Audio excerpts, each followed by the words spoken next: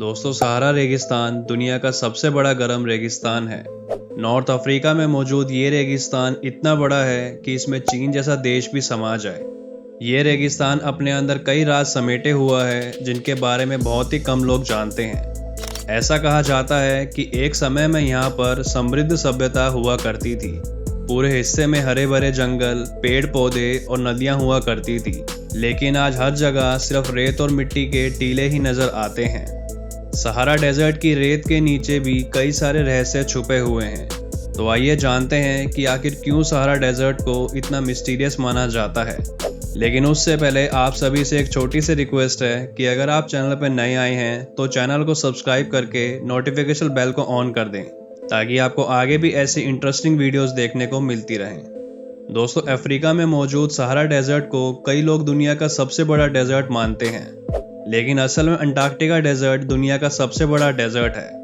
अगर बात रेत वाले रेगिस्तान या फिर गर्म रेगिस्तान की करें तो उसमें सहारा डेजर्ट पहले नंबर पे आता है। सहारा रेगिस्तान अफ्रीका के 11 देशों में फैला हुआ है, जिसका टोटल एरिया लगभग 92 लाख स्क्वायर किलोमीटर का है। आपको जानकर हैरानी होगी कि नेशनल साइंस फाउंडेशन के मुताबिक सहारा रेगिस्तान हर साल 5 से 10 किलोमीटर तक साउथ की ओर बढ़ता ही जा रहा है।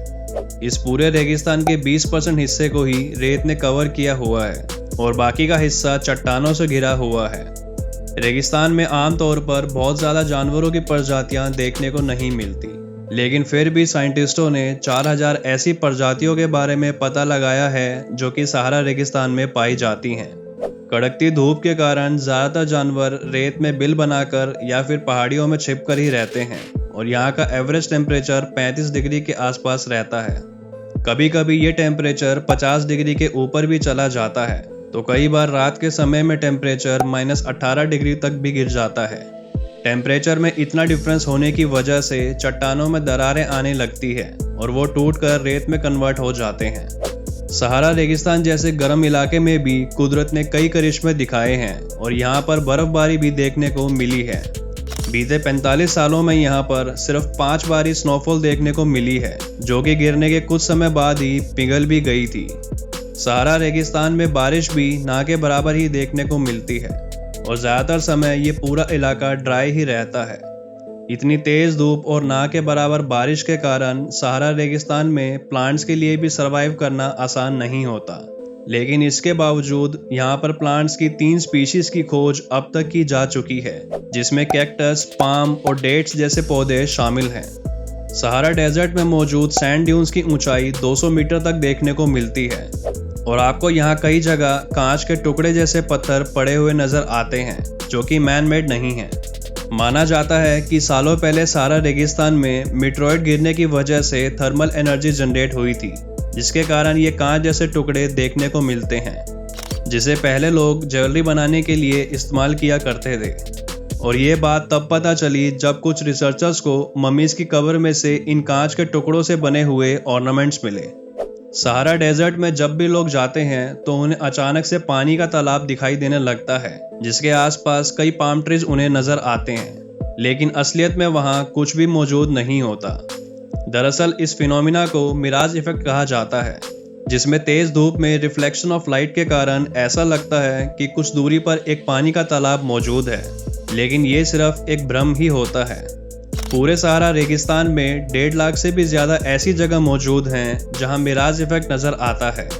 साइंटिस्टों का कहना है कि एक समय पर सहारा रेगिस्तान काफ़ी हरा भरा हुआ करता था और इतना ही नहीं, यहाँ एक समय में बहुत उन्नत सभ्यता भी हुआ करती थी। सहारा रेगिस्तान में कई ऐसे सबूत मिले हैं जो ये दावा करते हैं कि रहस्यमय अटलांटिस शहर इसी रेगिस्तान में हुआ करता था। लगभग 10,000 साल पहले एक अटलांटिस नाम का शहर हुआ करता था।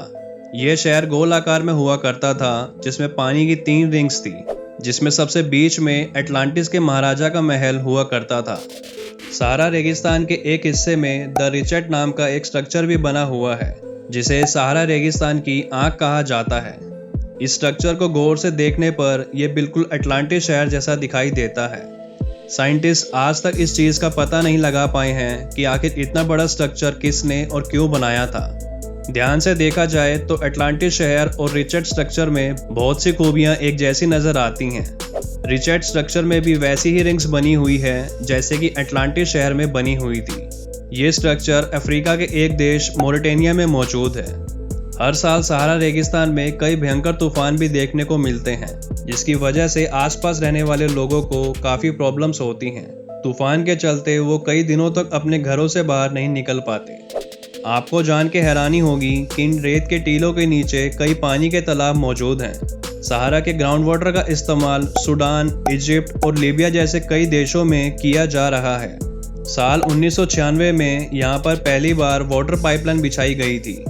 दोस्तों, सहारा डेजर्ट हमेशा से ऐसा नहीं था जैसा कि हमें आज ये नज़र आता है, क्योंकि आज से करीब 10,000 साल पहले यहाँ हरे भरे जंगल और पेड़ पौधे हुआ करते थे और जंगलों के बीच में झील भी हुआ करती थी। कई बड़े डायनासोर्स और अन्य प्रजातियों के अवशेष यहाँ पाए जा चुके हैं। दोस्तों, ये तो सहारा रेगिस्तान की वो बातें हैं जिनके बारे में साइंटिस्टों को आज तक पता चल पाया है, लेकिन कई और भी ऐसे रहस्य हैं जो ये रेगिस्तान अपने अंदर समेटे हुआ है, जिसको पता करने के लिए रिसर्चर्स लगातार काम कर रहे हैं। तो दोस्तों, आज के लिए बस इतना ही। और अगर इस वीडियो से आपको कुछ नया जानने को मिला या फिर ये वीडियो आपको इंटरेस्टिंग लगा हो तो प्लीज़ इस वीडियो को लाइक और शेयर ज़रूर करें और हमारे चैनल ज्ञानसम को सब्सक्राइब करें। मिलते हैं फिर से एक और बेहतरीन वीडियो के साथ। Till then, as always, keep learning and keep growing.